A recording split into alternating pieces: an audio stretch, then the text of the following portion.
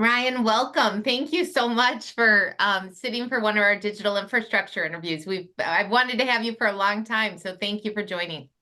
Absolutely. Thank you for reaching out, and thank you for having me. I'm looking forward to the discussion. So Ryan, for those in our audience who don't know who SDN is or what you do, can you give us a brief overview? Yeah, absolutely. SDN Communications, we are the statewide network operator in the state of South Dakota primarily.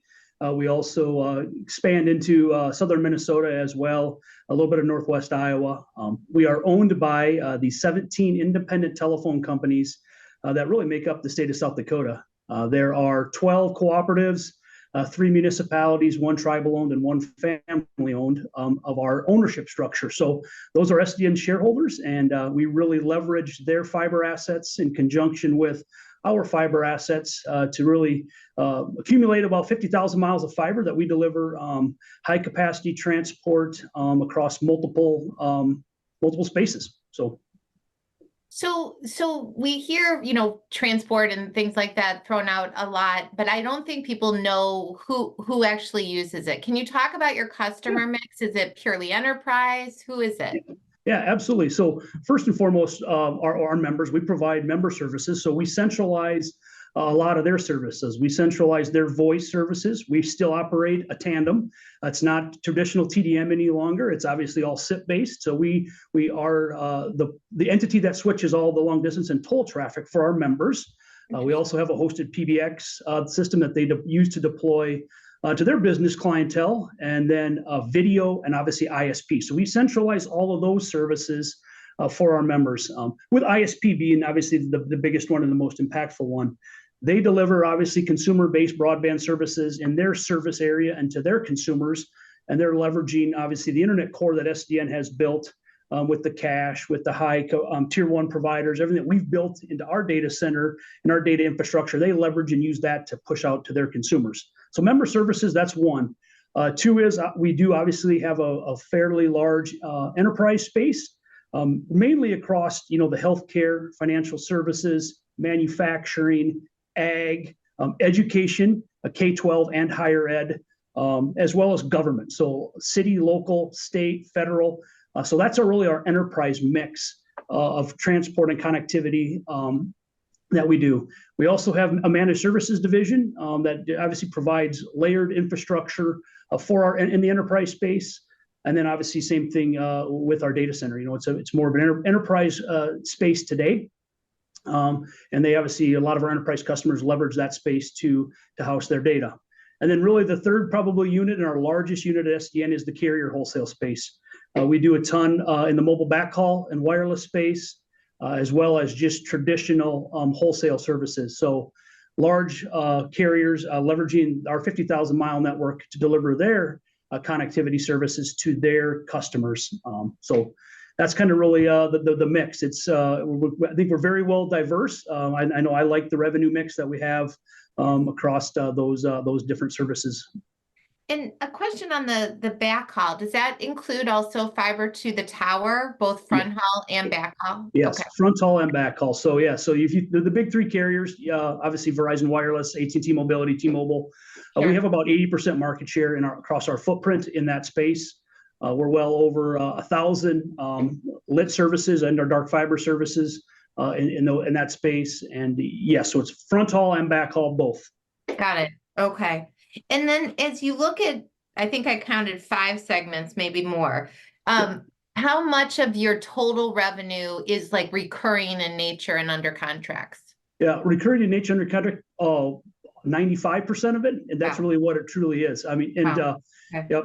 Yeah. So it's broken out. Then we have obviously, 60% probably falls in that carrier wholesale. 22% is like, I want to say right around there is in our enterprise.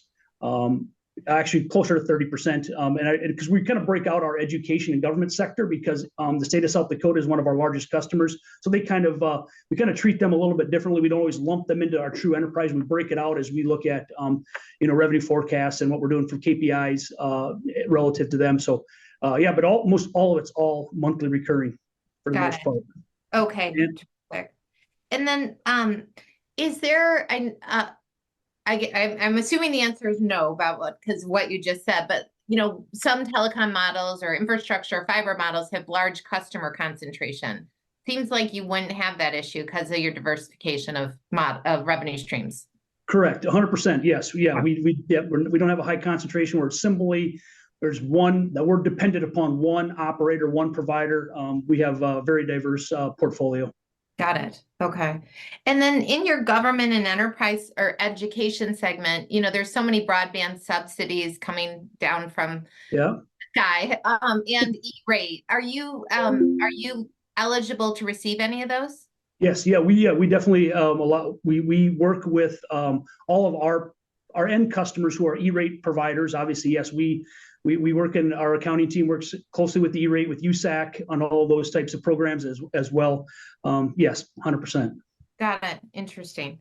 So where are you seeing like the most urgency from carriers these days? I mean, we all know that the seemingly insatiable demands on the network, both wired and wireless data centers we'll get to. Where are you seeing the most carriers or customers lean in with true urgency?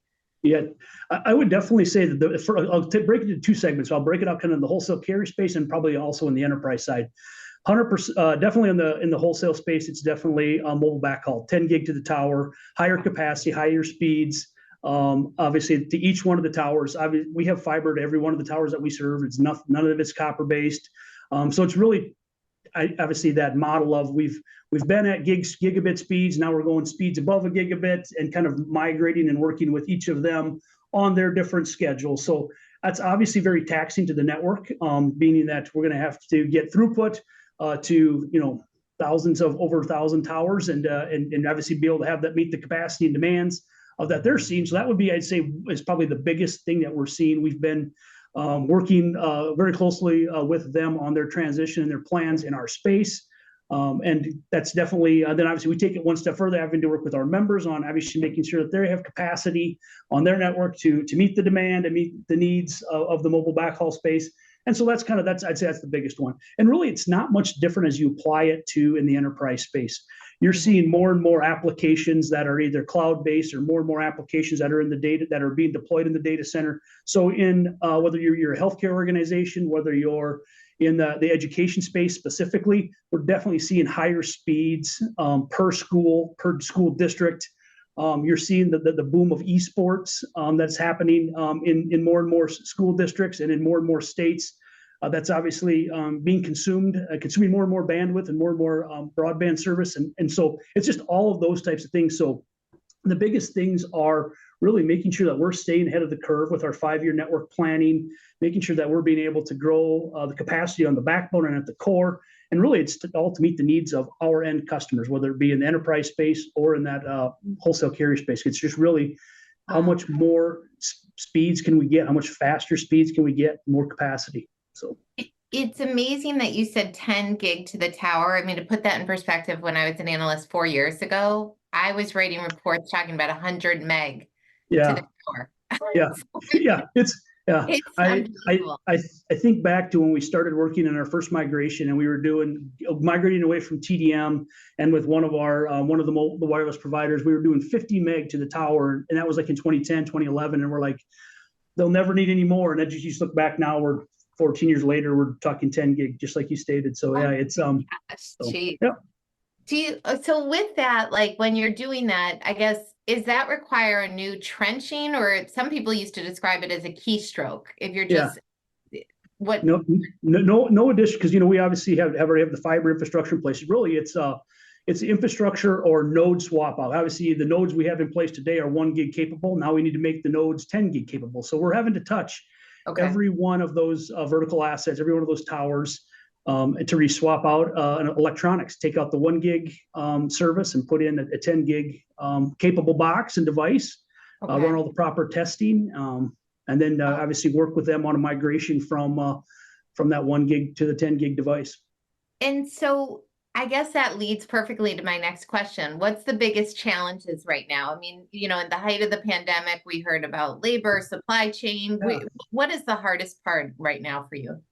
I will say supply chain and getting access to the devices, that is all completely gone away. We're back to normal lead times on that. I would say it's really truly labor and available subs to really do the work, whether that be for our OSP and our construction teams, to making sure that they have enough subs to bury new fiber routes, to do new things there, or really also, as resources at SDN, we're limited. We obviously outsource some of the tower work that goes to deploy and those new infrastructure, those new nodes.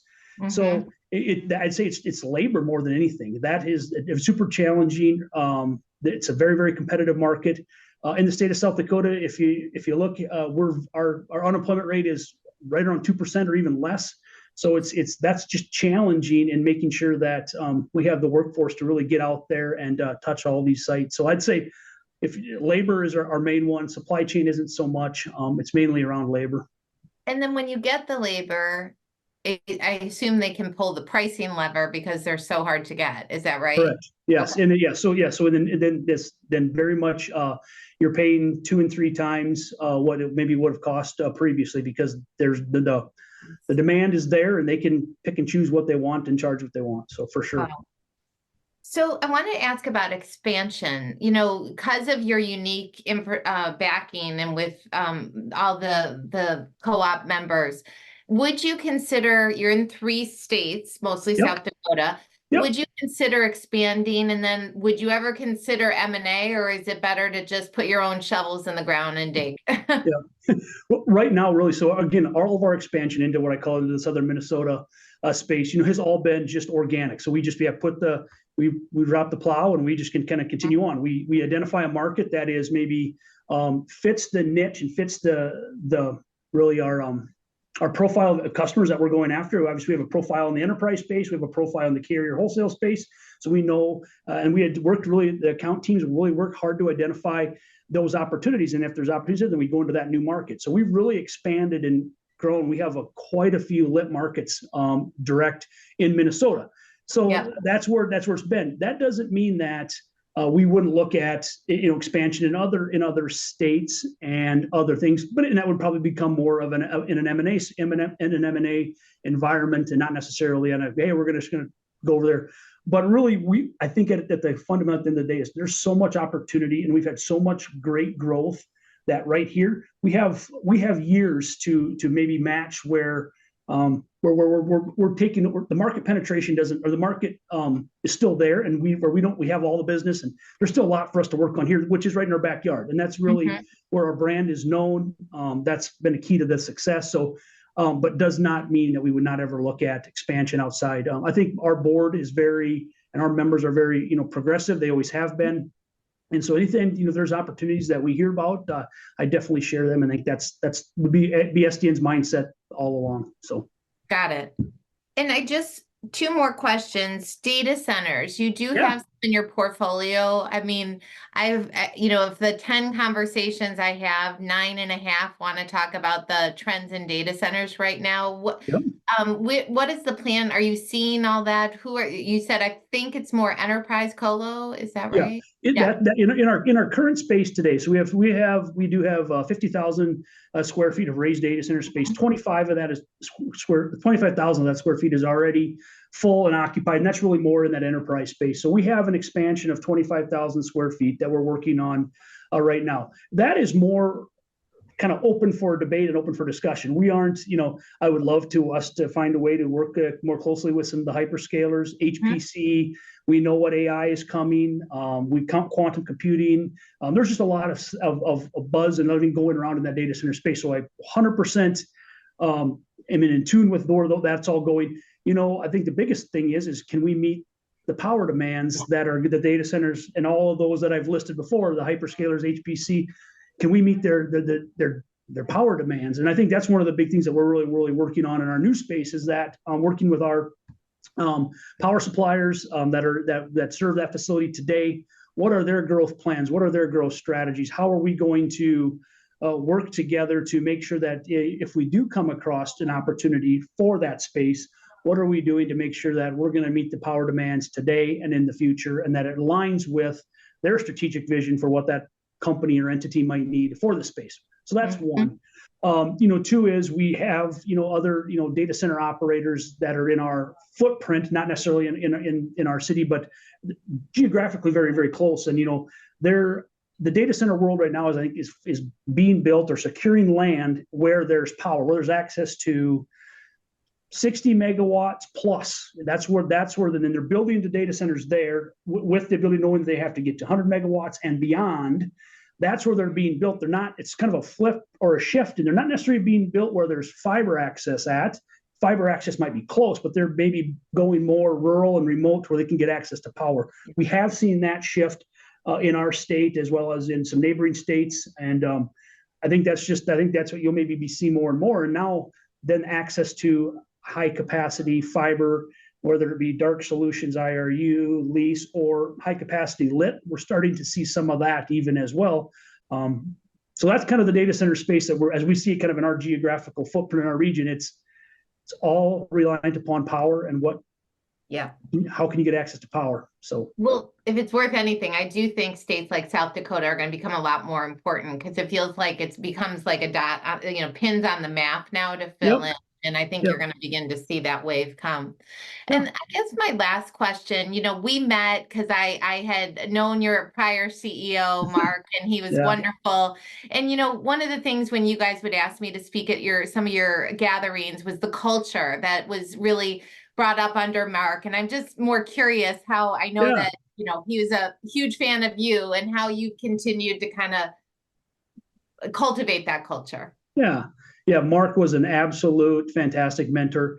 He always, brought me along the side of him, and just, so I would say his culture was just of relationships and caring, and that's really what it's all about. I would say if you look at the success of SDN, we talk about it all the time. So it's our relationships. It's our relationships with our members, our owners, and making sure that we're continuing to cultivate deep relationships with them. And it's not just me as the CEO with our general managers and their CEOs, but it's deeper across our whole entire organization. And that was really something that Mark, kind of started to initiate probably before he got sick. But really, so it's making sure that multiple layers of our members are interacting with multiple layers at SDN. So that's the relationship on that side. It's the relationship in the national sense with all the different carriers, all the different, shows, that piece of it. And then, and it's a relationship with all of our people here. We have a lot of great, talented individuals at SDN. And so it's making sure that we're cultivating a culture and building a culture that is taking care of them, their well-being, and making sure that we're doing and have available everything that they need. So they have we don't just talk about work-life balance. We live it. We want to make sure that family's first. We talk about flexibility, work flexibility.